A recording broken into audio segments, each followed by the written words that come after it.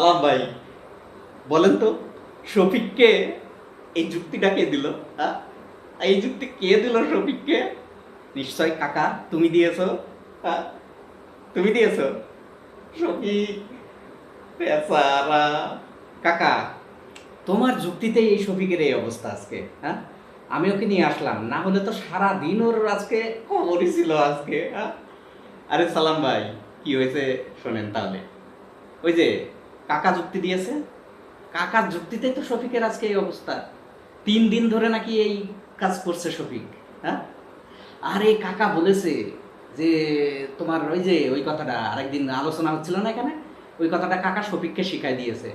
বলেছে যে তোমার বাড়িতে গিয়ে বাড়িয়ালিকে বলবা। হ্যাঁ, আর শফিক বলেছে। আর কাকা কি বলেছে জানেন?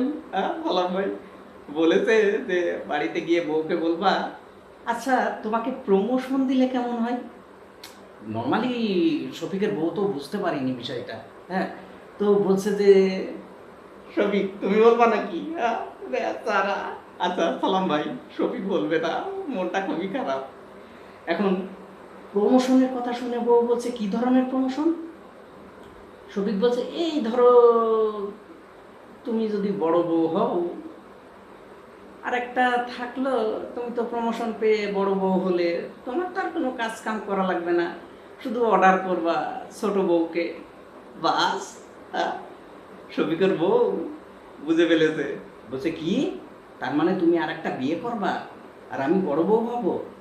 3 দিন ধরে শফিককে দিয়ে হাঁড়ি পাতিল রান্না বাড়া সব করাচ্ছে বেচারা শফিক। আমি নিয়ে আসলাম ওকে, টেনে নিয়ে আসলাম। বেচারা, আমি তো দেখেই অবাক হয়ে গেছি। কাকা, এই কাজটা কি তুমি ঠিক করলে কাকা? হ্যাঁ, শফিককে এমন একটা পরামর্শ দিতে পারলে? বেচারা শফিক। আরে ভাই ভাই। আচ্ছা সালাম ভাই, শফিককে কড়া করে একটা কফি দাও, আজকে একটা কফি।